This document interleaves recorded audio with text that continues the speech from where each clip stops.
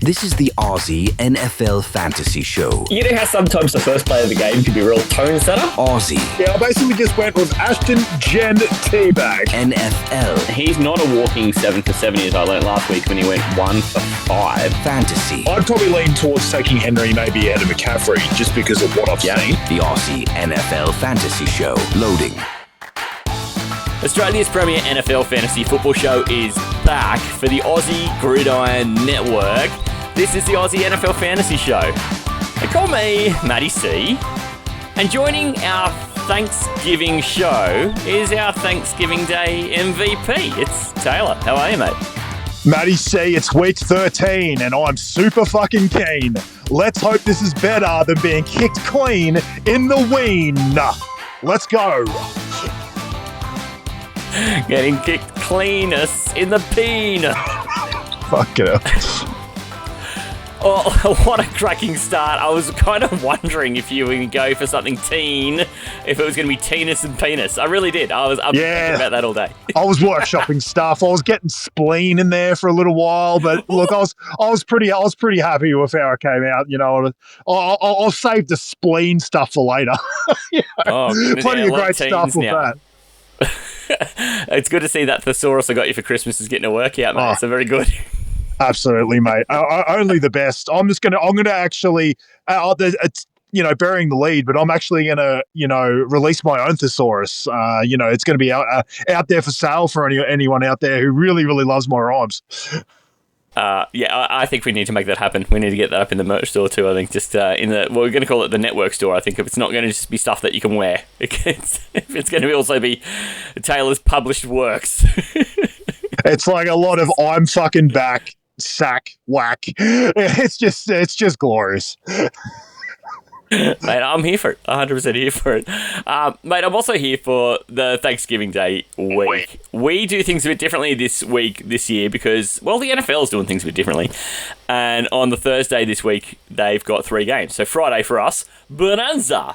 Games from 5 a.m. till middle of the afternoon. We love that.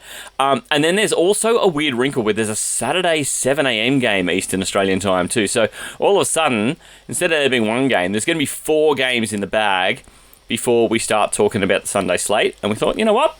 That might panic a few people. Let's just make sure we address the things that are going to be pertinent to that. So, Tay, we've mixed the lineup a bit this week on your suggestion, and I think it was a cracking suggestion. Yeah, fucking oath. Let's get into starts of the week in the first episode, Matty C. We normally just save it for Sunday, but you know what? It's definitely the most favoured segment of the podcast during the regular season for good reason.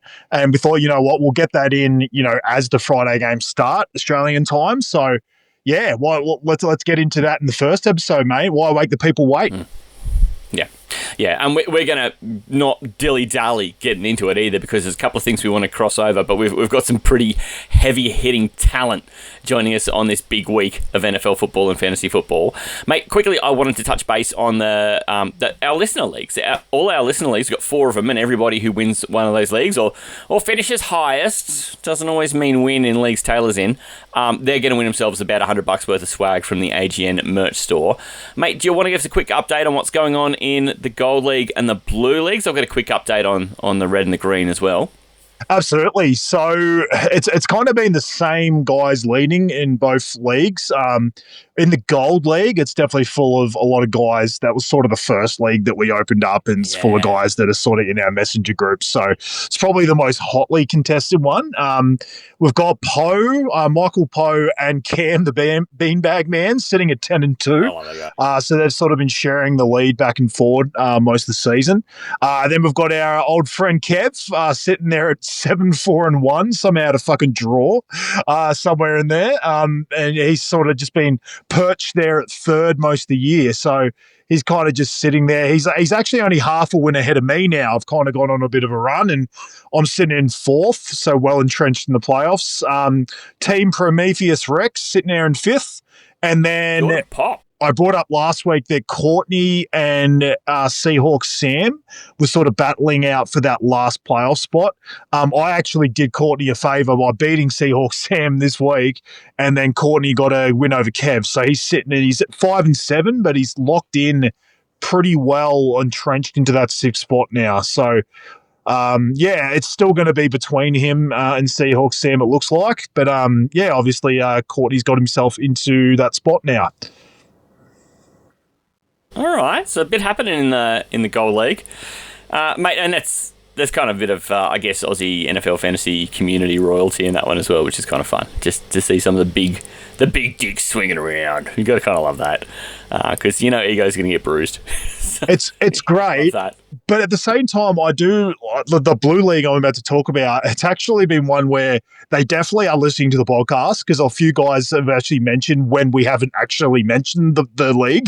So there are a few people. That was obviously the few podcasts that I missed, because I'm the only person on the podcast that actually has access to that actual league. So obviously we missed the update for a little bit, but it was good to kind of see that people noticed that, because it showed that they are listening to the pod. So shout out to everyone. I fucking love that.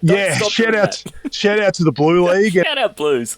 Oh, I don't know if for anyone who didn't hear, I actually ousted two bastards in this league. There was two people that were just not setting lineups, and I gave them a little bit of an opportunity to change. I had one of the guys in the league had already sort of lined up two guys for me. If who he said actually listened to the pod as well and been super interested in fantasy, and so I gave them a little bit of opportunity, and they never got back to me, so I fucked them off, and then added two new people to take over those teams. So it's definitely been some turmoil in this league, bit of definitely on a soapbox, but it's been a really good league, and it's been at Fat Watts and Achan's hurting at the top for pretty much the entire year.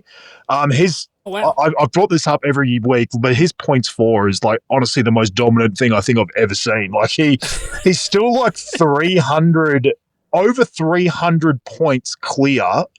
I'm second. Sorry, I slightly got that wrong. I'm second in points for, and he's 285 points in front of me. So he's had a whale of a season. So sometimes you get to good records because you get lucky. He's just absolutely dominated. So he's sitting at 10-2. Our boy Connor Wilson, who's been on the podcast, He's sitting in second at 8-4. Team Cooper Maker at 8-4 also. Will Murph sitting in fourth at 7-5. I'm sitting in fifth at 6-6. And Team Vangelli Panthers, he's sitting at 6-6 in sixth position as well. So, hotly contested league. It still technically is up for grabs, that sixth spot, because there's a 5-7 right behind Team Vangelli and myself, so I'm pretty clear in terms of points for over those two guys, so I've probably got like a win and a half break, but we're still a couple of weeks to go before playoffs. You never know. You never know, mate. You never know. Love to hear that. Go Blue League. Keep calling us out. I love that. Quick update from my Green League. This is the one that Team Josh Uwa has kind of found a way to just pull away from at Boyd's team, the medical tent, but those two are still 1-2. McCaffinated in 3. Mate, I dropped 185 in that league last week. It would be great if I wasn't fucking 7th. But I'm now not laughably behind 6th, so that's kind of nice. There's a chance I can swing a playoff spot in that one, but just been a tough out in that league. Those guys have been really good at keeping me out of the equation. Not nearly though as good as the guys in the Red League. This is Tom, who we also know from the Supercoach podcast as Yarpin. His team in this league is called Randall McSupercob, and they are 9-3. First overall, and just giving everybody an absolute spanking. He just took 2 weeks to get his shit together, and he's been really, really good since then. I'm 9th in that league, and I am facing 10th this week, so I'm hoping for a bit of a reprieve, because I have just not been good enough in the Red League, and I am getting absolutely smoked. So, look, thanks to everyone who's taken part in these leagues. Everybody who, is the highest finishing listener in the league will walk away with $100 of AGN merch, and we're just so glad we've had so many people willing to participate. I've been having a blast I've been throwing in my really tame, smack talk every week and getting a whole bunch of shit back. It's been fantastic. I've had a wonderful time, and thanks to everyone for doing it. Shout out Yarpin. What is it? First in our overall group in Supercoach, 14th overall in the entire platform, and 9-3 in your league. Penix in your butt car, or whatever the fuck your Supercoach name is. He's absolutely killer. He's having a whale of a season. So well done to him. Yeah. There's going to be a day where I drag that poor sucker through here too, because you can't just go and do that and not have us grab you by the collar and make you talk. So, we'll get whoever wins our group, we'll definitely have to have on for like an end of season Supercoach halfer for sure.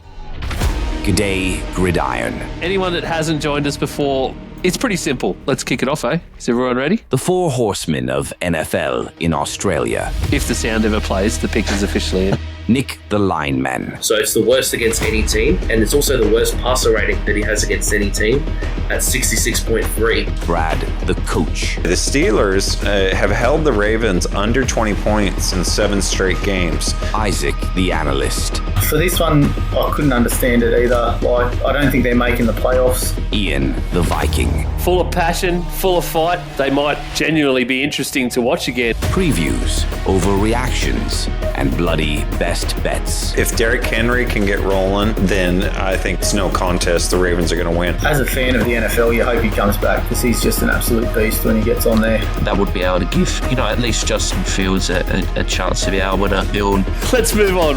After that insanity. So I just think, though, it's going to stop here. Defensively for the Bills, I don't think that's actually going to combat what the Chiefs do already. Yeah, I guarantee you, Pete would get down on his knees for that. G'day Gridiron. I love spreadsheets. I'm a spreadsheet man. I love spreading my legs.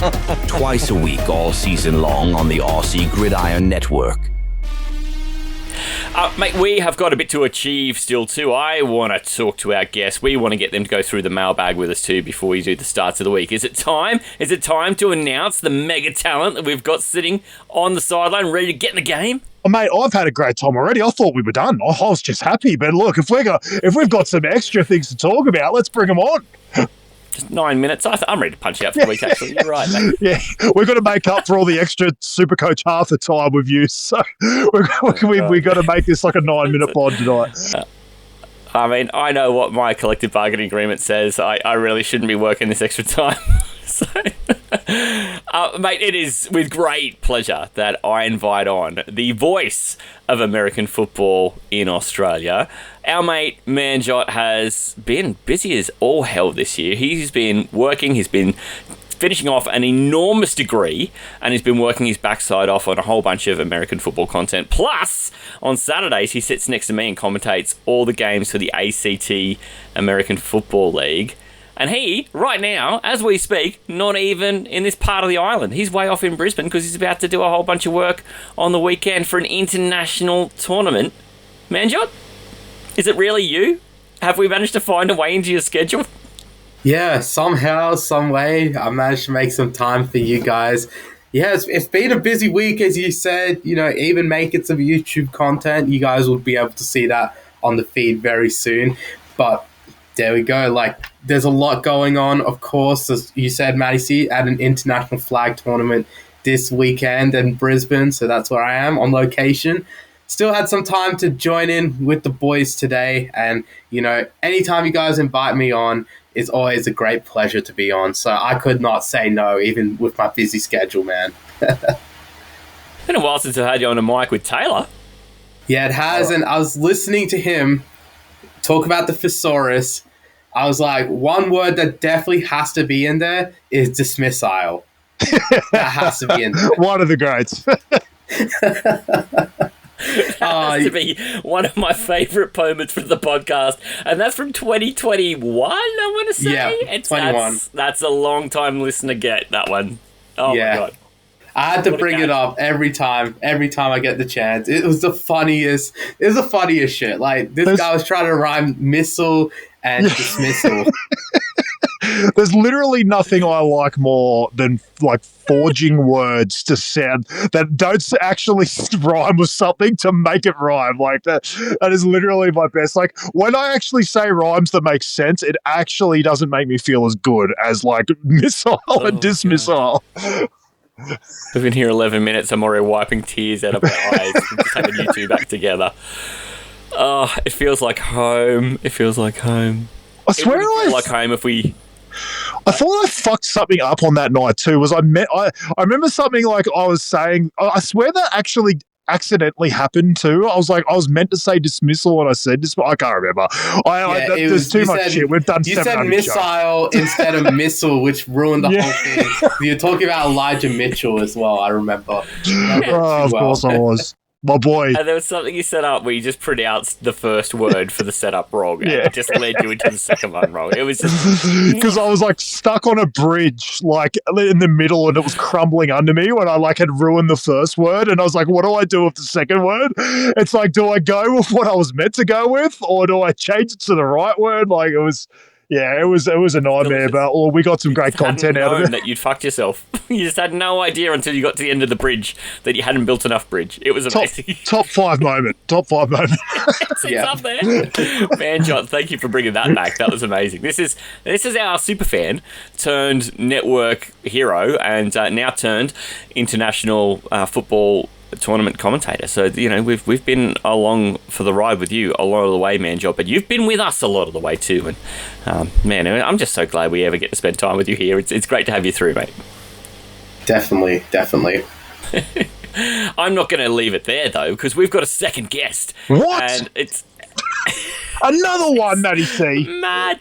This is going to make it very tricky because our next guest is also a host. But when we get these two guests on at the same time, it gets a little wild. And I'm looking forward to it like nobody's business, but I just don't know how I'm going to keep things under control. Our next guest, of course, has actually been through a bunch of times through the season and actually done a bunch of time helping while we were covering a bit of the Taylor void there for a couple of weeks. And Ian, I'm so grateful to have you in. He is best known on our network as the host of Gday Gridion, one of the great senior voices in our network and one of the great ideas man for things that goes on behind the scenes, but one of the great contributors to not only the Australian American football conversation, but here in fantasy, the last 3-4 years, mate, you've really grown a real fantasy persona, a little bit of a profile, and we're so glad to have you on too, mate. Better than a whack in the sack, Matty C. It's always great to be back. Let's fucking go. What? Wow, where have I heard that kind of talk before? That's never happened. Never happened before. It's just weird. It's great to be on this end of it. Like, that was poetry in motion. That's Boys, a top 5 podcast moment ever, I reckon. I am always happy to be here. Sleep deprivation, fueled by caffeine and sugar.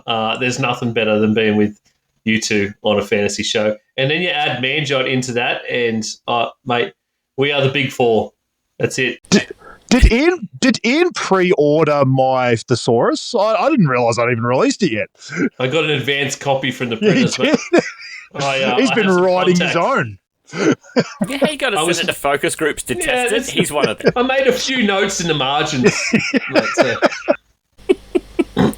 I actually think you would be the best person on earth to do that revision, Ian. I think you'd really be the greatest mind that we have. I mean, if you want me to write a forward for it, quite happy, mate. Yeah. I just imagining your wife being like, "Oh, hey, honey, what are you doing? Writing stuff down? Oh, yeah, I'm just writing all of Taylor's rhymes for the last 4 years. Just go to bed. I'm good here." Wiki whack. Let me try a few out on you, higher or lower. Why are you writing dicks and sack wax so much? The best part about wherever it has the dicks and the sack wax, there are dicks drawn in the margins. Dictation. I don't doubt it. A dick. And the best part about that is that they would be printed on the page because you would have drawn them there before it went to the printers. Amazing. So we're off to a roaring start, and much like I was hoping, to be honest, because I think this is a big week in the calendar of American football, and we've brought the biggest guns, right? You'd said it's the big four, Ian. This is the only time that you can get four together that include me, where the word "big" would fit, and I'm a part of it because I'm by far the smallest in every capacity out of you three. You're all far taller than me. You're all far bigger than me. You're all far more profile than me. I'm the hanger-onerer. Mate, why not? Yeah, we've brought we've brought a machine gun to a butter knife fight here, I reckon, having these two on. to a tower boxing match. We've brought a bazooka to an archery That's range. That's one for the Supercoach Halfer people. Yeah. For those who've caught the Supercoach Halfer, you'll get the tower boxing reference. That was quite a digression. And I'm very grateful we got to do that take, because we don't do a lot of digressions on that show, but digressions akimbo tonight, I'd say. Fellas, I want to get your opinion on some questions. We get the fantasy community to send us some questions each week. We go and harvest what we consider to be the most poignant, and I want to get you guys to give us your ups and downs, your ins and outs on what folks should be doing in some of these situations. You ready to dive into the mailbag? Let's go. Ready? Yeah. I'm always ready to handle your bag. Surely you must have questions. Please reach out to us. When Tate and I get asked about fantasy advice, we are not backwards about coming forwards at any stage. Get your question read live on the show. If you've got a mailbag question, or if you're really keen to just get on the show, we'll make it work. At Aussie NFL Fantasy on Facebook and Instagram. Ian, on that note, and now that I'm feeling gently cupped, I'm coming straight for you. I'm coming straight for you. First one is from at Ridley Me This, and it starts with Baker alert. Baker alert. Oh. Now that I'm concerned about Baker, who is the best free agent quarterback flyer I could pick up? I must win this week. Tyler Shuck. Mother shucker. I mean, he's against the Dolphins. He's got the Dolphins, and the guy's been throwing for nearly 300 yards every single game. So, I don't know. Taylor said it last week that he kind of likes Tyler Shuck. No, I never said that. I never said that. There was whispers. I could have said anything. I might have a... Well, it was a whisper. It was hard to tell whose voice that was. Yeah, it could have been anyone. It could have just been static from another radio station or something. I don't know. Could have been I might have a shucking soft spot for Tyler Shuck as well. I was going to say his name as many times as I can tonight because I know how to say his name now. Yeah. Oh, shucks. Not Shug. Shog. Shay. Shah. No. Shuck. Okay. In all seriousness, Tyler Shuck would be... Shuckinator? Tyler Shuck would... It's hard to say who's a free agent quarterback because it really depends on what your league's like. You shuck, jackass. But... I don't mind Trevor, to be honest. I was going to throw him in the ring. He's up against Tennessee. He was trying to do the fucking Dell home last week and just trying to turn it over 5 times. He's giving it to Nathan Peterman, wasn't he? It might seem like a weird one, but don't sort of dawdle on Cousins against the Jets. I know it seems the Jets are arse, and whilst the Falcons are definitely arse as well, they're not as arse as the Jets. The Jets are like a 2-arse donkey, whereas the Falcons are just a 1-arse donkey. Yeah, one less ass. It's very important. I'm arseless tape. Yeah, look, it's always great to go arseless chaps. They're some of the greats. But look, I'm going to give you the right answer here, boys. I'm going to give you a man that I have no idea why his roster percentage sort of sits at 50%. Doesn't seem to go up that much. It's Jacoby Brissett. Fucking beef brisket. He is absolutely fucking dominating, and no one's talking about it. He looks far better than Kyler for the Cardinals, and he's just always on waiver wires. Obviously, if you have a look at your league, most competitive leagues, especially in Superflexes, he's been picked up. But in one quarterback leagues, if you really need a start, he's been really, really good. Since he's been starting, he's been quarterback 3 over the time period that he's been starting. So he is just airing that fucking thing out. He doesn't give a shit about. It's kind of like a Jameis and Flacco situation where he doesn't care. He doesn't care. Looking over his shoulder if there's someone going to take his job. He just plays every game like it's his last. So I've always had a soft spot for beef brisket, and he's shown at the moment, and he's clearly shown he's a fucking better quarterback right now than Kyler. So I really like him as a waiver wire pickup at quarterback. Yeah, honestly, Taylor, you beat me to it by like 5 seconds. Oh. I was just about to jump in there and say Jacoby Brissett. I was literally about to, and you jumped in just before me. So Yeah, I'm like, that's what I do best. I'm fully on board with Beef Brisket. I mean, I saw him against my 49ers in garbage time. Brisket. Just like, yeah, he just put up like 23 fantasy points or 24 fantasy points against us in garbage time and had the NFL record for completions. He's like the perfect like garbage time QB, or even when the team's in it, he's still pretty good. So any situation, he's going to stat pad that shit. So and he's got Michael Jerry Rice Wilson in his team, just fucking Greg Dortch, best receiver in the world. Dortch on a porch, got him. Yeah. Yeah, Cardinal stars everywhere in that team. Yeah. All those running backs that they don't have any running backs, actually. I just had a quick look. No running backs at all for Arizona. Okay. Look, volume alone makes him a play. So we've got Brissett. We've had Shuck. We've had, I threw Trev in there. We've had Cousins.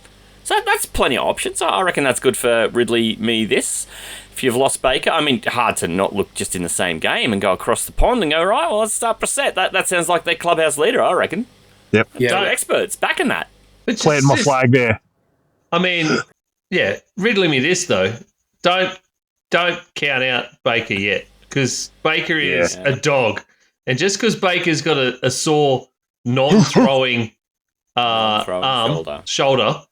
Yeah, I mean, yes, it's all upper body, and that's what a quarterback does. But he's also Baker fucking Mayfield, and that guy, I don't think he's going to want to go out without less than like his arm being amputated. So have you seen the X-rays of him this week too? There's just a dog inside. Ian made that, by the way. Amazing. I made one where it was Dr. Tomlinson. It was several dogs. Radiologist. Yeah. There was at least 5 bulldogs that stood on top of each other to make Baker Mayfield. That's fucking amazing. Okay, so let's just remember that Baker's not a completely out thing at this stage. Ridley, me this, but Brissett may, in the same game, be a good choice. There are a couple of others thrown in there. Let's move on to at Kotsui, who says, is Parker Washington actually a legit flex starter? I think it could be yes. I liked him more. It's a weird situation. Like I kind of liked him more like 2 weeks ago because he was just getting funneled all the targets. My only concern moving forward is you're going to have Jacoby Myers there. Brenton Strange has come in, and I don't know what it is, but Lawrence has this absolute propensity to throw to the tight end. You saw it even when Evan Ingram was there.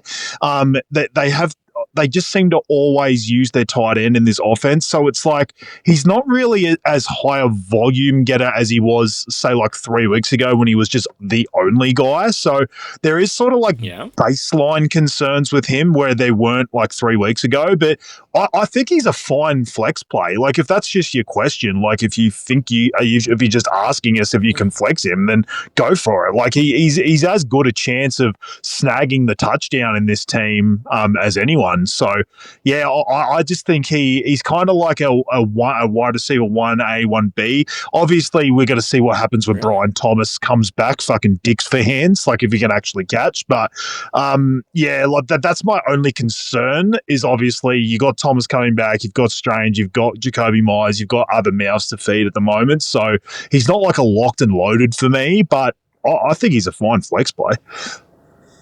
Yeah, I have to agree with that. It's a great flex play. I mean, and he is the ultimate flex play, I'd say, because he's either going to get you 4 points or he's going to get you 18. It's one or the other. There's no in between, basically, and that all rhymes, so that's even better. So you can just add that to Tay's thesaurus as well. Yep. Page 69. Write that down. Yeah. He's gotten 18 receptions, 213 yards over the last 4 games. 2 touchdowns as well. That's pretty good. In that's a pretty good stretch. So he is a really good flex play at that. I'm with Tay though. I'd just be a little bit worried because the numbers Brenton Strange is putting up lately is pretty good. Getting some Strange. It's like he didn't miss a beat, right? He had like 9 targets or something. He was looking good. Manjot, what do you say? I know you don't really like to comment on Jaguars. Yeah, nah, we don't like that Matty C guy, of course. I'm just kidding. Yeah, I'm just kidding. Of course. Jeez. Parker Washington. Parker Washington, yeah. All Jags are shit. I've been looking at him in a few leagues, honestly. Yeah, I think he'd be a pretty good option in a lot of leagues. I'm very, very, very intrigued by him as a flex play. I think I agree with what Ian said in terms of him being the ultimate flex play, being a boom or bust sort of guy. So, yeah, I don't really have much more to add except that I do also agree with you guys about the target share. It's a bit of an issue. I mean, I do wonder kind of potentially this week where maybe there won't be a ton of passing if they can establish a lead on Tennessee. But, I mean, he's just saying legit flex starter. It still sounds like they're thinking longer term. And I think longer term, definitely. There's games against the Colts coming. They've got one against, they've still got to play Seattle as well. So there's definitely passing games coming up. Tell you were going to say? Oh, I was just going to say, it's funny that you talk about it kind of goes to what I just said before, because like 3 weeks ago, he was kind of the opposite of what we're saying he is now. Like Ian brought up, he's either a 4 or an 18. When he was kind of like the wide receiver 1 with a bullet and no one else around him, he was kind of the opposite. He was kind of like getting 10 to 12 targets and getting like 6 for 60 or 7 for 60 or something every single game. So that was the opposite.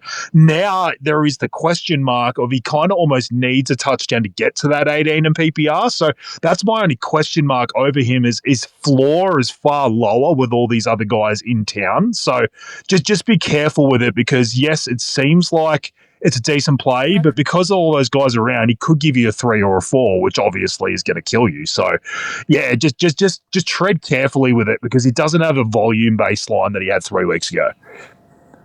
Yeah, no, that's from the mouth of the expert there, Colt Suey. I'd definitely keep that in the back of the mind. I'm sure it's probably pinging around in there a bit as well as a bit of an echo anyway. But it's a buyer beware. But generally, maybe he's worthwhile. Let's move on to our last one from at Pierce of Mind, and he wants to know, very broad one, this one. Am I ever going to trust any of the commanders in fantasy ever again? Ever?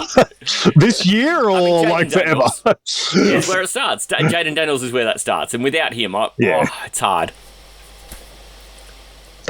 That's the problem. Like, we're not getting Jaden Daniels from last year. We're just getting this hodgepodge of situation. Terry holds out, and he's just been fucking injured the entire time. Like, they kind of had like they kind of had the horseshoe up their ass last year. Like, you know, they had that amazing season, but if you actually look back at it, like there was some serious luck aspect to it as well. Like, I just think it's kind of, you know, come back to haunt them, the age of the team and everything this year. Like, you know, anyone could get injured at any time, but they are like one of the older rosters in the league, and it just seems like that's kind of, you know, played a part. So I've got this weird soft spot for Chris Rodriguez. Like, I've got him in a few leagues at running back, and he clearly took over the lead role at running back last game before the bye. Like, I think he had like 15 rush attempts or something. So he's taken over, you know, Bill Krosky-Merritt and Mick Nichols. Mick Nichols has kind of always just been used as a pass catching back. So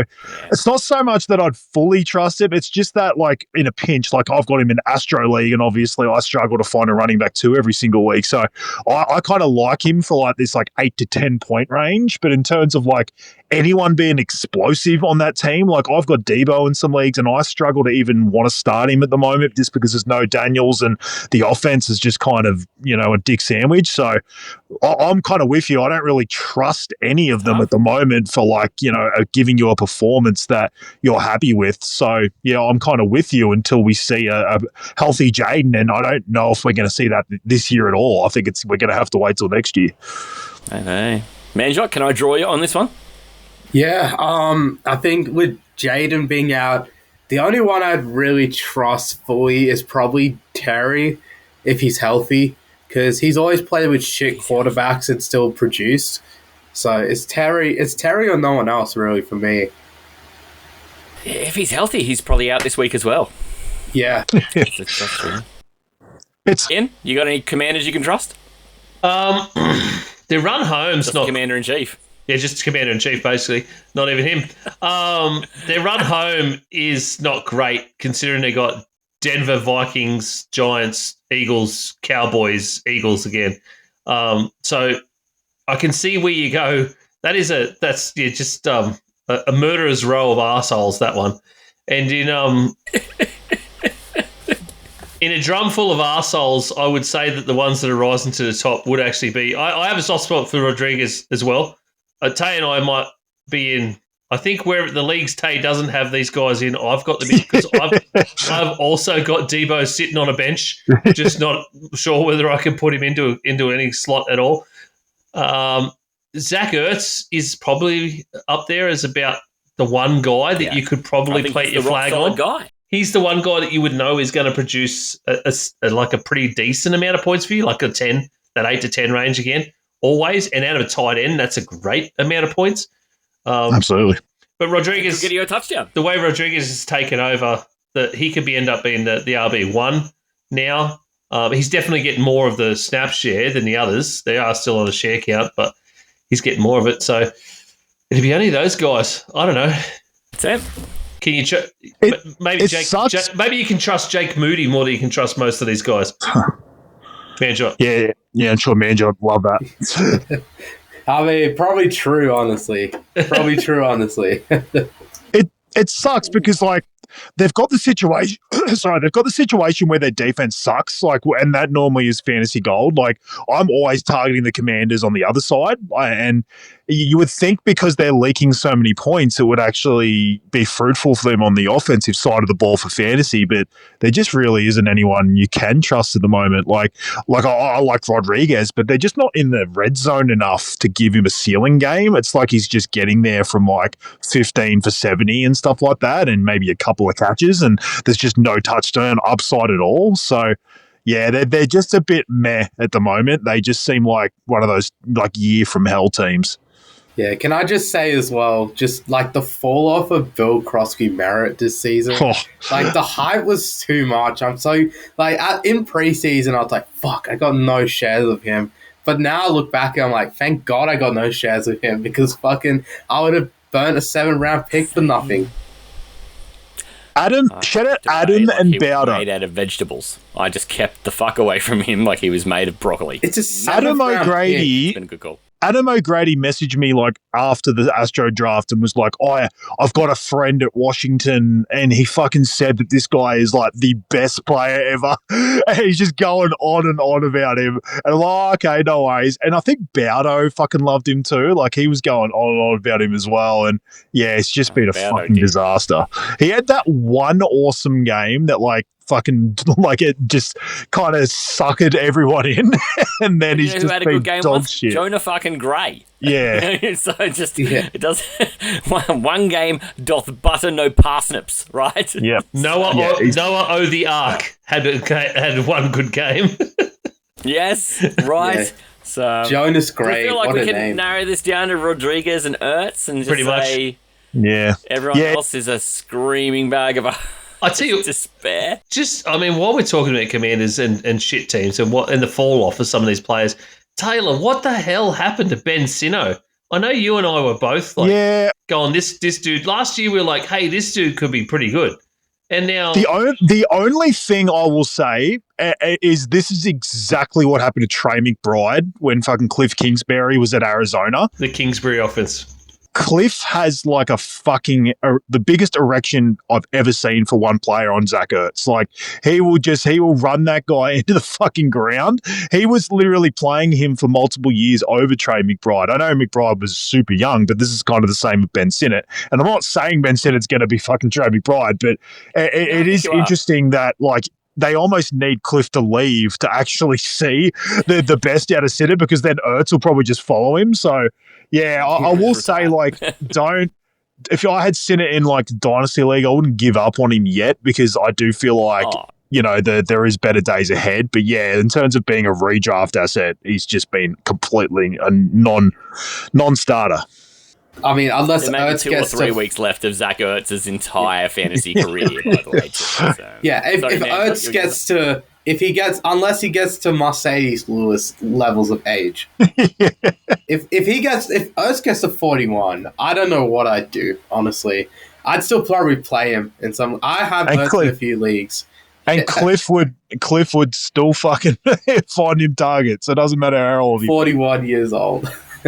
Mercedes and I are almost the same age. Like, he needs a couple more birthdays to get to me. But, like, he was old 10 years ago. Like, he was a He's hit the super age old cliff. veteran. He's like Robert fucking Parrish, right? You know how that guy just never retired? I'm pretty sure he's still on a roster somewhere now. That's Mercedes Lewis. He's going to end up on a roster for the next 15 years, probably still too. Unbelievable. Let's say it's Rodriguez, Ertz, and don't throw away Sinnott in your dynasties. But, gee, commies, it's been a tough season after all that promise last year. Look, we'll cap it for the mailbag, but, gentlemen, thank you. The public, I think they appreciate getting it from not just the horse's mouth here, but also from experts like yourselves. Thank you so much. No problem, Matty C. Born in the heart of the earth, shaped by fire, wind, and time itself, this trophy is no mere prize. It is an artifact of legend, passed through the hands of kings and conquerors, scholars and sages. Its worth measured not in gold, but in the wisdom it bestows. Now it rests with us, the chosen stewards, entrusted to guard its legacy. Only he who offers the truest insight, the boldest foresight, shall lift it high and claim his place among the immortals. This is the Aussie NFL Fantasy Show, starts of the week. It's only Australia's favourite segment. It has been a segment that's been on the build. It's taken 5 years to build the segment into what it is. And Tay, you've got all the pieces in place for this segment to be chaos. And tonight we introduce the last layer, the 3D chess angle. It is. Starts of the week. I know I've been fucking this shit up like all off season, and you know, we're adding a captain, adding a flex. It's just throwing shit at the wall and seeing what sticks. And the captaincy idea I'd come up with well before the whole Supercoach thing happened, and then obviously when Supercoach happened, the captaincy thing just made more sense because it kind of tied in the two together. But we also had the idea that we would have multiple guests on an episode, so we thought the world team would actually have to sort of work together to pick their team. So for the first time this season, we've got two people picking for world. So look, will it be a fucking car crash? Will they try and like steal each other picks and be wankers to each other? Or will they work in unison, Matty C? I cannot wait to figure it out and see. What I like too is we've picked two real wallflowers who are going to just give in to each other and who aren't going to fight for each other's opinion. Now, the opposite. These guys are also going to have big opinions about who they think the team should take. Because all of a sudden, Tay, and I know you know this more than anyone else, World is on a fucking bit of a tear. I know. Joshy Hayward came on 2 weeks ago and gave us a fucking lesson in fantasy. And then yesterday, we just got to endure Isaac giving us all kinds of shit because he went and posted practically 100 while we also languished. So the World, they're just going to give it to these two if they can't get their ducks in a row as well. It's kind of, nice to see there's no pressure, right? Tightened up everywhere. It's kind of like an even gap between first, second, and third now. It's I was sort of starting to pull away at the top, and World was just languishing behind you. The leaderboard at the moment, Tay, you've got 27, I'm at 24, and then World's at 21. 2 weeks ago, you're at 25, and World was at 15. So World has done some fucking heavy-duty hauling ass. Last week, led by DJ Moore, who all of a sudden had dropped to outside of 50% started, and then goes and immediately slaps everyone on the ass and goes and throws up what, as a captain in our league, he scores 23-odd points in standard scoring. So when you captain him up, that is 46.8! So a huge result for Isaac. That does half the lifting. He gets to 92, and he shows us all the lessons. So while there is some disadvantage in some ways, because I think you two, Manjot and Ian, there's a lot of pressure on you two to pick a good side this week. But you also are in the position where you actually get a little bit of an advantage too, because you get to choose the draft order. And I think you just need to, again, like you were doing for me earlier, Ian, you need to cup Isaac's balls very gently and thank him and look him right in the eye to thank him for doing that. Because I think this would have been much harder again if you had the difficulty of having to be assigned a draft position. Have you guys had a little bit of a chat? I know you probably don't want to give away a lot of strategy now, but you had a bit of a chat about how you want to approach some of these decisions? Manjot and I have had a little bit of a chat about people, sort of just today mainly, this afternoon or this evening. Right. This will easily be the most stressful time I will ever pick to starts of the week team. I'll give you that much. Because I'll peel back the curtain. Most of the time I don't do my research coming onto the show. I do very, very little. And then whilst you guys are talking, I will be looking at Sleeper and trying to figure out who the fuck I'm picking on the fly. And up until now, my teams have been pretty reasonable, aside from the 1 week that I bombed last year when I was at the third week in. Right, Batty? Pretty reasonable. Pretty well. Generally, when you've turned up, your record's really good. So I threw out a bunch of guys to Manjot today, and he threw a few back at me, and I was just like, all right, so you just poo-pooed all of my guys, and then you threw out a couple of guys who are 69 and 70% started, so I don't know where you got that from. Nice one. It's star system. It was the star system. Okay, the star system is like, I was looking at Sleeper. There's no way you were looking at Sleeper, Manjot. There was one guy you threw out. I looked at it. Must have gone up in like the time I was. Yeah, I'm not sure. I'll call you out if you don't start with me, big boy. So we haven't actually talked about. Manjot and I didn't actually talk about where we want to place each other, or anybody rather, like as in starts. Ooh. I'm happy to leave that up. You guys need to have that conversation. No, I'm actually happy to leave that up to MJ because he usually picks a pretty good order. Dear, Manjot, that's a lot of pressure. I have to choose the draft order here. Is that right? Yeah. Usually you do a pretty good draft order, Manjot. And I feel like I force myself into a lot of conversations, and that's the way this starts team's going to go. So I'll let you pick the draft order. Yeah. Look, I know Taylor.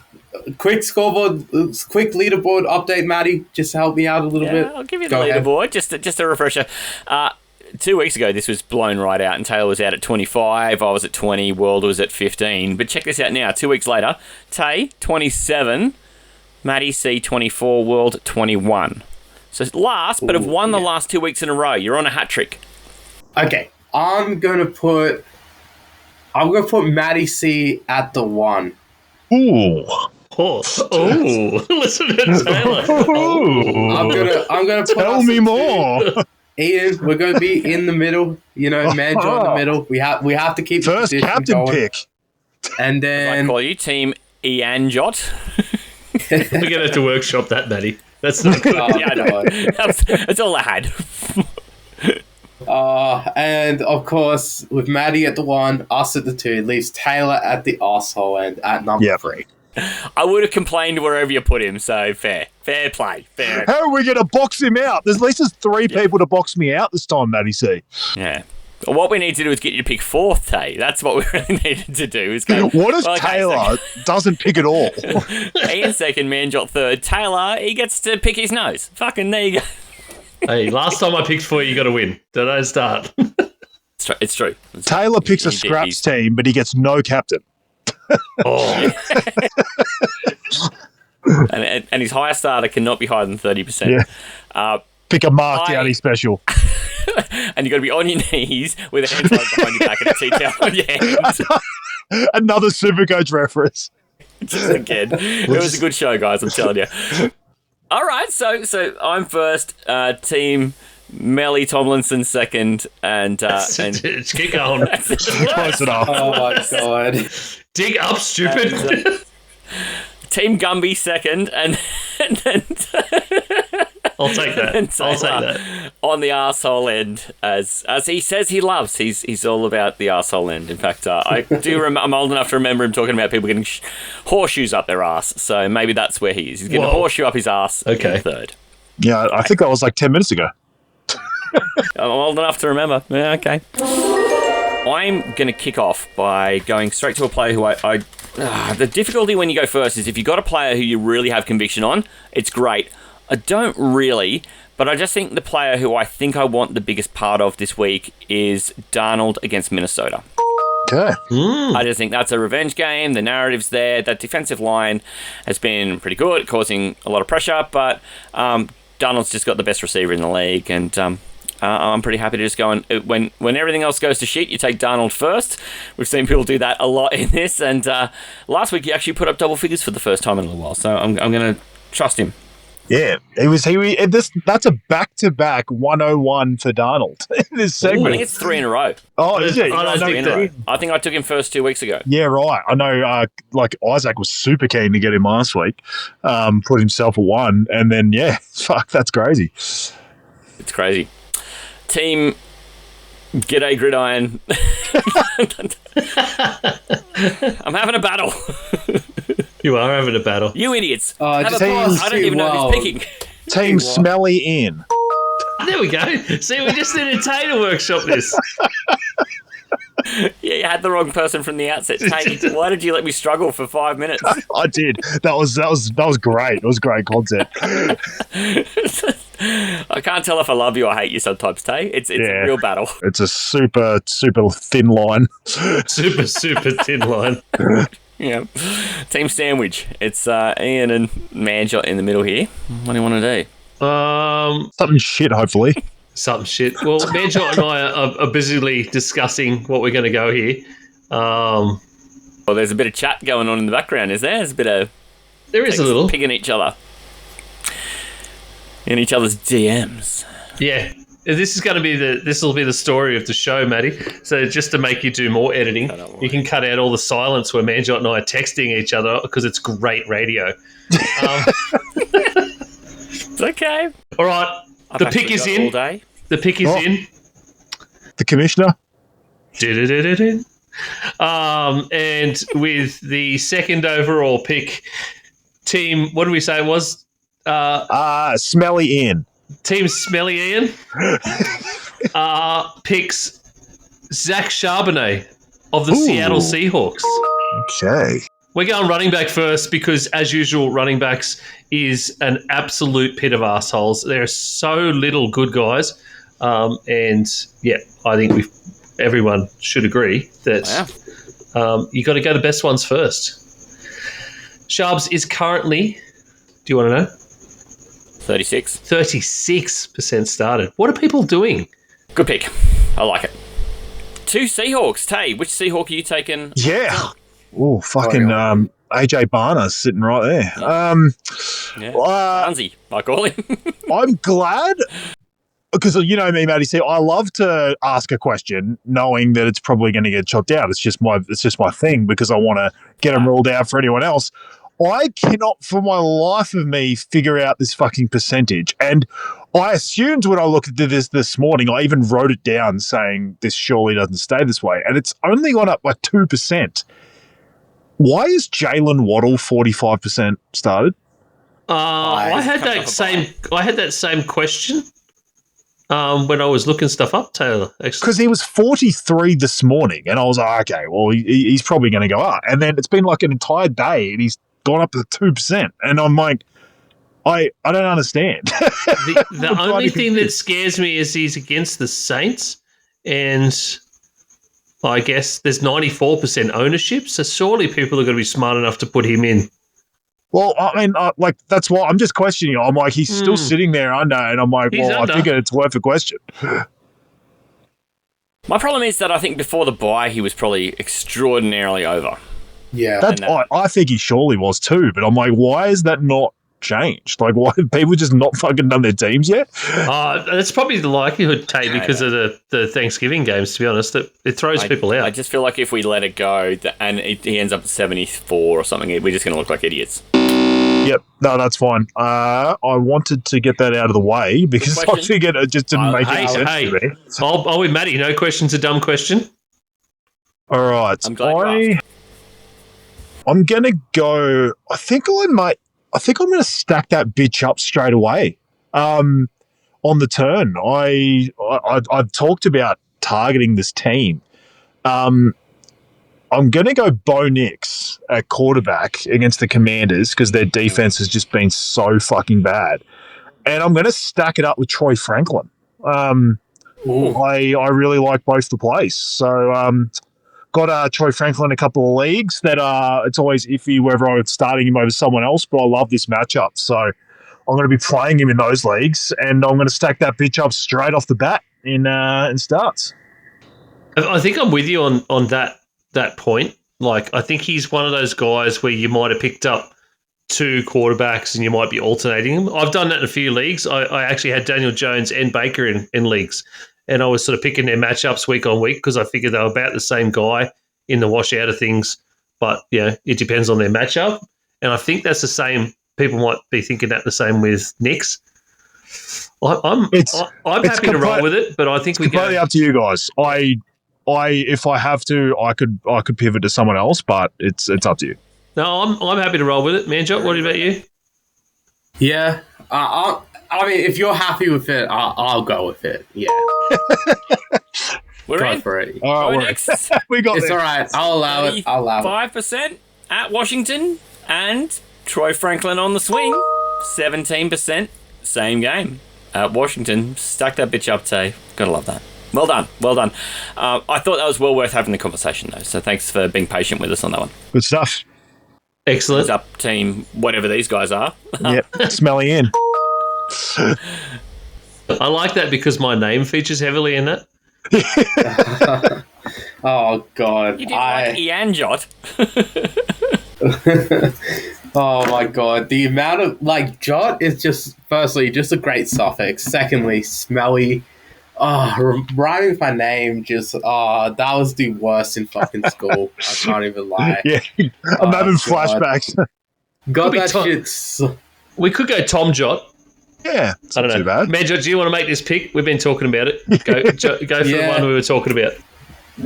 Yeah, look, we've been talking about it quite a bit as well in the mailbag segment. This is a guy that, one of the viewers asked about. We're going Parker Washington. Yep, fair enough. He's on my list. Shit. Yeah, Okay. 29% started, by the way, before anyone questions my starting percentages again. It's 29% of sleep. I only questioned Zach Ertz, mate, and there was one other too, but I didn't want to throw him out there just in case someone does grab him, but whatever. Yeah. We're not grabbing Zach Ertz yet. Brings me up, and I'm going to be the first to take a tight end, and I'm going to go in that same game, guys, and I'm just going to take Brenton Strange. Oh, nice. Very nice. Very, very nice. I kind of love that poor guy. Manjot, I know it sounds like your surname was not fun to get through high school with, but could you imagine if your last name was Strange? So I just... I feel like you'd have to own it. You would have to just go with it. Yeah, I think so, yeah. Like you go with the, that thing where you go with the teasing and you go with the... Yeah. And you're trying to own it, lean into it. Absolutely lean in, yep. Yeah, definitely. Strange is 10% started. My middle name is very, very easily manipulated into something that then I copped a lot of shit for in high school. And it's like, just lean in. And then all of a sudden, after 4 weeks, didn't seem so funny because I'm like, how funny is it? And they're like, oh, you're not offended? We're moving on. So I just think you got to do it. I'll disclose the middle name to you guys offline. I know it. It sounds like one of the Taylor's very favourite words, though. So it's right up there. I've got Seabass, quarterback and tight end. Yeah, it's right. It's in that range, mate. It's definitely in the underpants. I think running back is a bit of a disaster this week, so I'm just going to try and take mine now and come back and try and fill out my receiver and flex later on. And it's not the sexiest pick in the world, but I'm just going to take big fat Kareem Hunt against Dallas. Just I'm get his big still fat ass in pissed. for a big fat touchdown. Oh, no. He'll get 32 yards, but he'll get a big fat touchdown. I'll take it. I fucking hate sleeper. Here's my rant, Jot.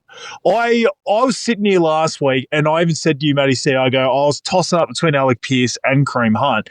But the main thing that took me out of Kareem Hunt was everything about fucking Isaiah Pacheco was that he was playing. Like, everything was like he's practicing in full. He looks great. Andy Reid says he's fucking, coming into the game. And then, like, a day after recording, after we did it, he's just out.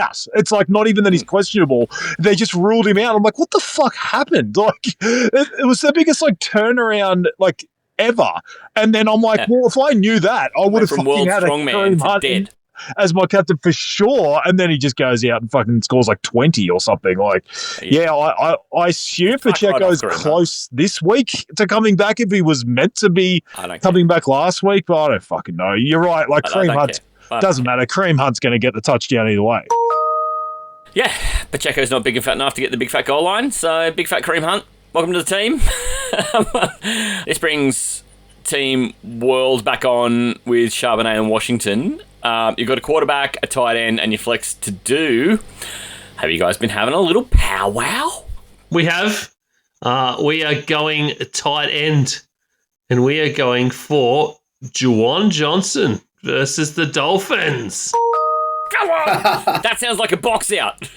He's actually gone down in percentage since I looked this afternoon. So he's going down. But having no teams on bye will do that.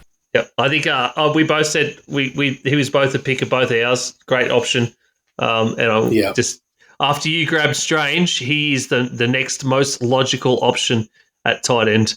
Especially with that matchup against the Dolphins and the fact that the Saints have nobody for Shuck to throw to, so he has to throw to somebody. Gives you Charbonnet, Washington, and Johnson, with now Tay on the clock for 2 picks. He'll round out the third and kick off the fourth. It does mean next round you have to take a quarterback, World. Yes. All right. Definitely was. Arseface is up. I definitely had Juwan Johnson and Strange at the top of my tight end list. Take that. Just trying to work out. Yeah, mate, AJ Barner is under 50%. It's working out the whole flex. Honestly, he's on my list. Don't worry about that. He's on my list too. I'm actually gonna. Hey, Jimmy Barnes. I'm gonna give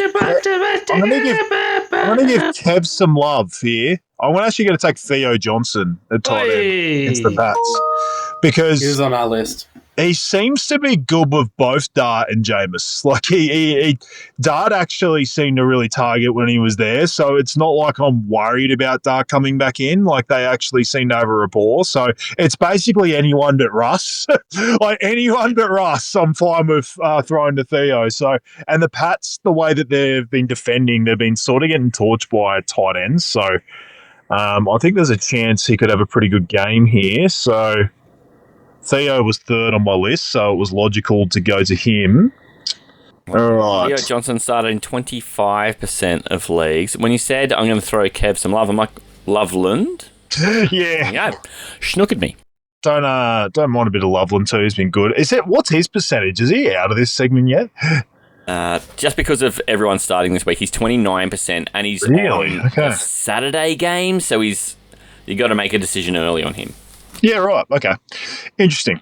The only thing I'm sort of piecing together now is what am I thinking for captain? That's sort of working out what I would do here. So do I hold out for one position specifically and take the other? We've been talking about that for the past half an hour, man. Yeah, I know. It's honestly, that's what I love about this draft is it's so like last year with the way that we were doing it. I've talked about this a few times. Like it was so easy to like watch the other two people take a certain position and you could just leave that to the end of the draft and blah, blah, blah. But with a flex and the whole captaincy in the last round, you can't really do that. Like it actually makes you really, really think it through. Yeah, and I famously fucked it up last time with Matty when I was on with Matty and Kev, and forgot all about the fact that the captain was the last pick, and left my tight end till last. And then the boys threw me a bone, and we all picked double tight ends in the last, in the last round. So. And then tight ends. It was a tight end week, so we just picked all tight ends.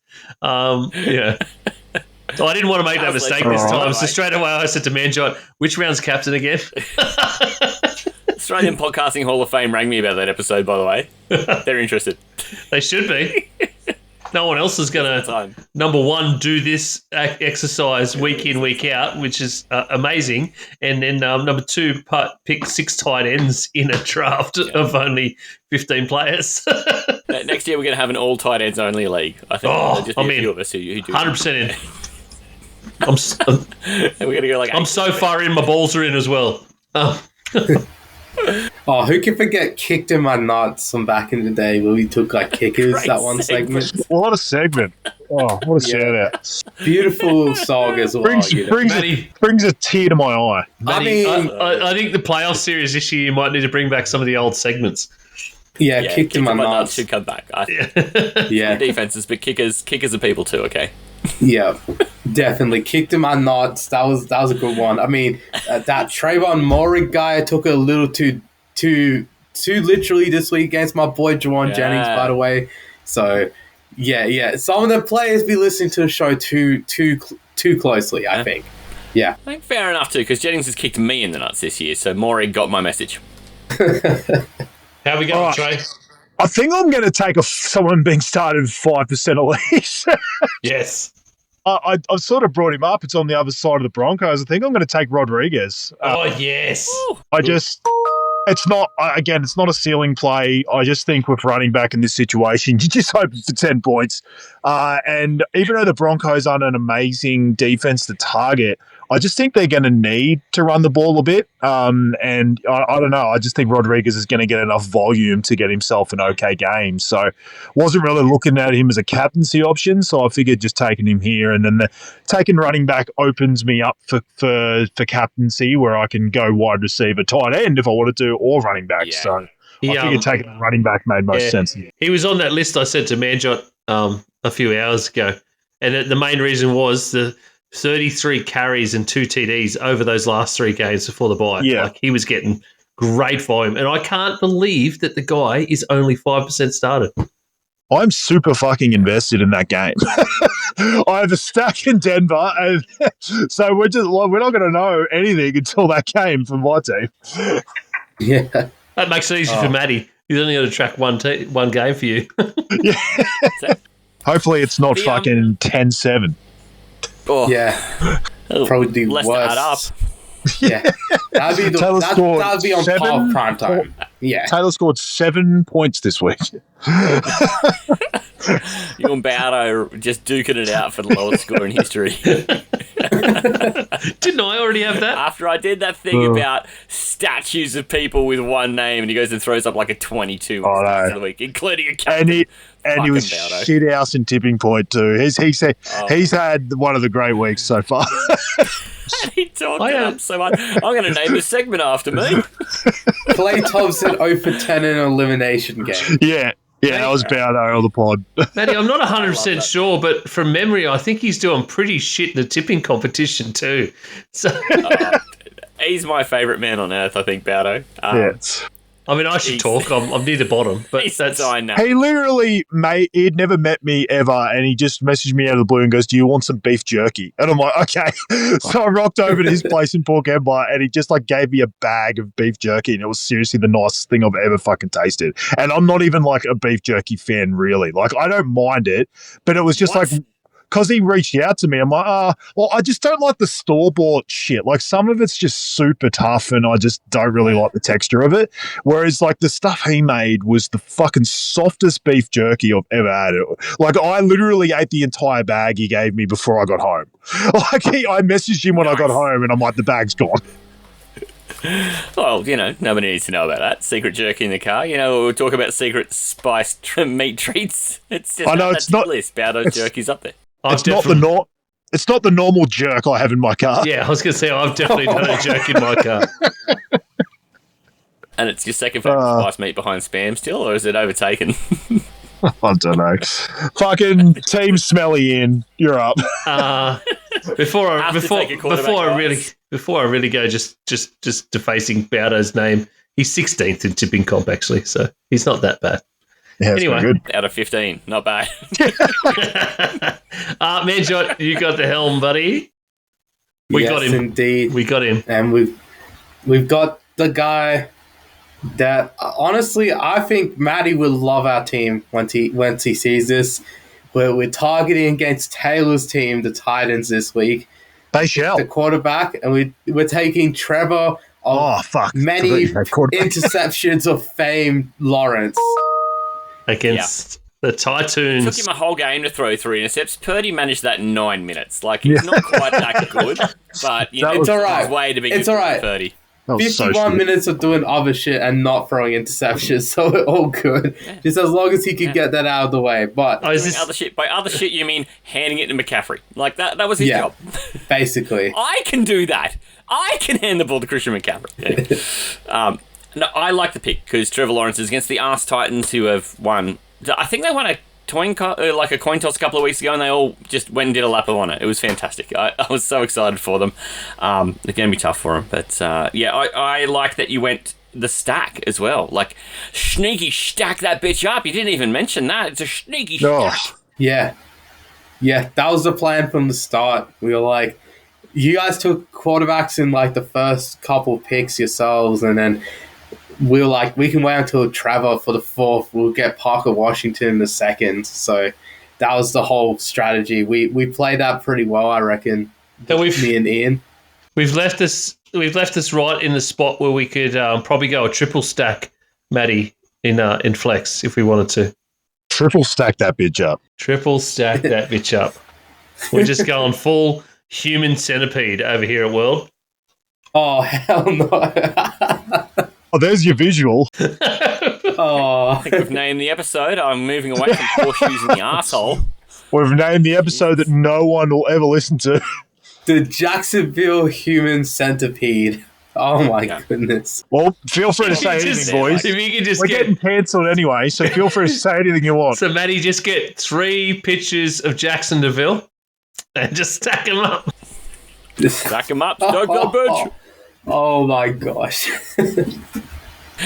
I'm stalling a bit because I'm looking at what I need to pick from, and I was hoping wide receiver wouldn't be this sparse and ugly, but I'm going to go and take Christian Watson as my wide receiver. He's playing on the Thanksgiving Day game. Jordan Love has been not largely arse. He's been all arse. And I've just got to hope that one day he throws more than 15 attempts, and some of them are at this guy who's probably his best wide receiver. And he's only 28% started. Detroit's secondary is not good. I mean, God, we just saw the Giants throw 786 yards against them. Jameis had a receiving touchdown, for fuck's sake. So Christian Watson against the Lions, 28% started, will round out my top 4, which leaves me with Darnold, Hunt. Now, new to the team, Christian Watson, and then Brenton Strange at Tennessee. It's captaincy round, hey? And we're all after a flex. What are you going to do? Yeah, I got a couple of directions I'm looking. One guy I just flat out don't want to take because it would cause me to be literally involved in 2 games, this entire team. I'm like, I'd just be stacking fucking everywhere. So I think I'm going to leave that. I'm also a little bit worried about him because his numbers are so much better with a different quarterback. So this would make much more sense if you told us who they were. yeah, I know. You could probably figure it out, but I mean, you guys still got to go, so I haven't said the names, but there is definitely fucking Same. clues in there. I haven't re-looked at this guy's percentage, but I am probably going to take DJ Moore. Ooh. Isaac had a lot of success. The only fucking thing I hate is that every single time no one has fucking pissed me off. Here we go, another rant jot. No one has pissed me off more than DJ Moore this year. Oh my God. Like, I messaged Kev on the side about fucking DJ Moore and how much he has pissed me off. Like, every single time I've needed like a mediocre game from him, he has just given me the fucking biggest piece of shit. And he's always like just not made it. It's like, I need 6 for him, he gets 5.8. I need 5.8 from him, he gets 5.6. Like, he has just been a fucking nightmare this year. Like, I really thought he was going to be the one with a bullet in that team, and then it was a Dunze, and then weird shit's happened and a Dunze's not even it, and they've just kind of got a lot of people involved, and then all of a sudden, like, I literally dropped DJ Moore in like the Kelly Cup last week, and then he fucking goes and puts up 2 touchdowns, and I'm like, I can't win with this guy. So you know what? Fuck it. I'll just make him my captain just so I can fucking ruin his game. Why not? He he would have to be the biggest floor to ceiling guy I have seen so far this year. Every time I trust him, he sucks. And let's every go week, again. every game, he's projected on Sleeper is about 8.95, 8.92. It's always the same. And he's either a 3 or a 23. It's like, where are you? Like, can someone put a rope on his bloke? 23, Ian.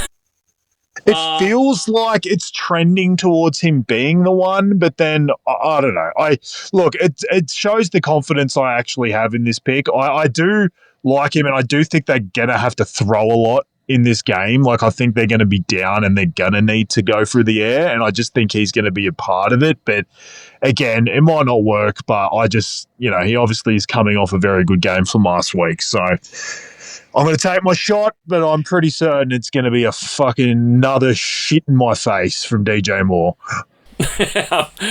He has had more than 6 targets twice this year. He's had more than 5 receptions. Never. He's had 5 receptions twice. It's so patchy. Oh, gosh. Hopefully he fucking rushes that takes a stomach. That takes a real stomach. So I'm works for Isaac. In a little bit of admiration about your bravery. Work for Isaac certainly won't work for me. I'm just giving up on this one.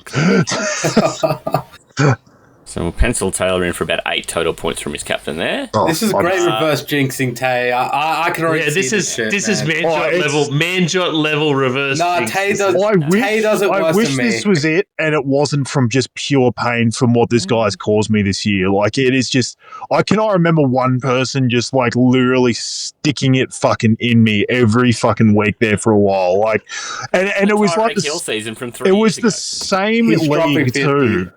It was just like every time, for whatever reason, they were on Monday Night Football too. Like, they were always the last game, and he always needed some mediocre shit score. And it was like it was either like him fucking getting injured like in the fourth quarter, then stop him from getting like the extra reception. Or I think he had a game against Washington where he needed like 5.8 points, and he was on like 4.7 like halfway through the first quarter and didn't get another reception for the whole fucking game. Like, it's just been like these brutal fucking things. And yeah, I'm just like, you know what you just said, you lean in. I'm just going to lean into the fucking shit season that he has given me. I'm hoping that he like somehow repays me and like it all evens out somehow.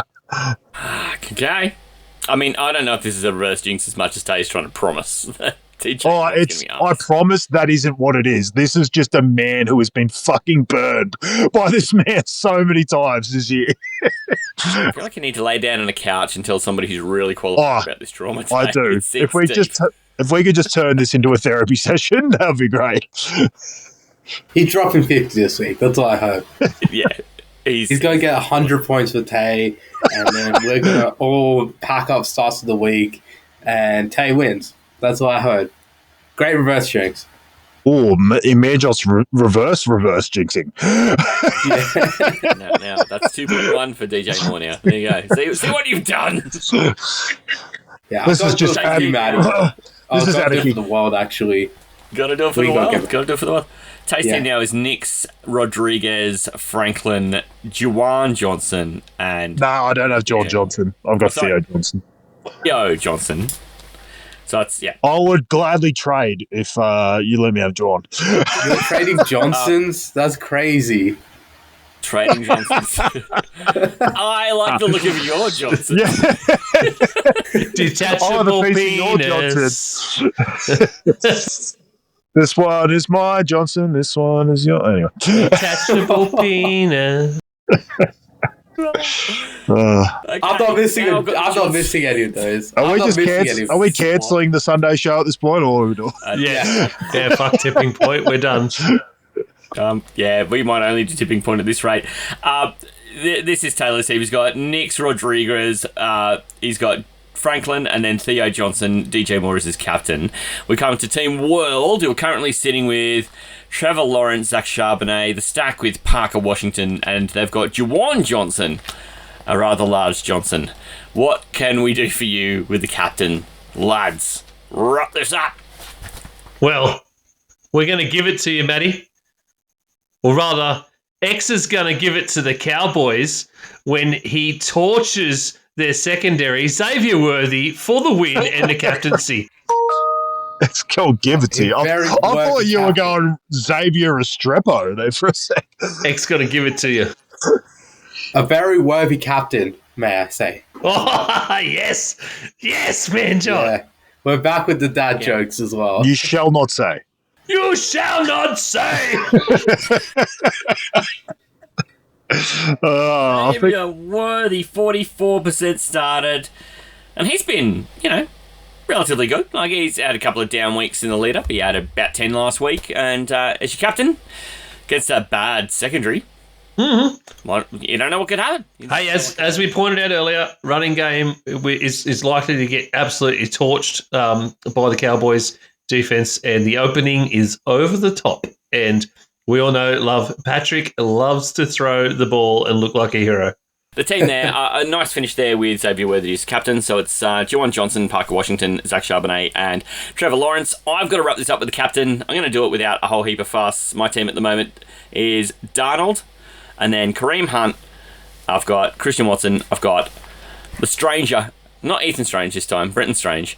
And I need to wrap it up with captain. I'm going to wrap it up with Christian Kirk at the Indianapolis Colts. He's only 5% started, but just kind of weirdly, he has these games where he throws up some points. I'd like to get on the top of that. I've been trying to take an iffy captain with a high upside and just kind of hope to hit it big. So that's the goal here.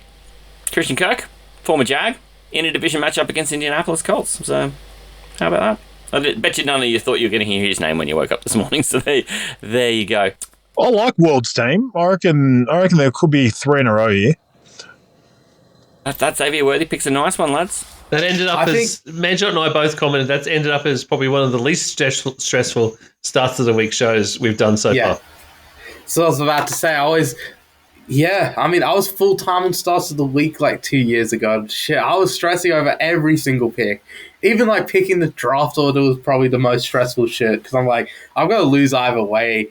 Whoever I put in the second spot or the third spot or the first spot, I'm losing either way. I'm like, shit, I'm just going to like find my way to minimize my losses. But this time it just felt easy, coming back after a while, doing it with Ian. I think it felt a lot easier with someone else. It just felt like, hey, like not everything, like I think both me and Ian as well, like we do everything on the show as well. We look up players and sleep and that sort of thing. I think we're a lot more prepared this time.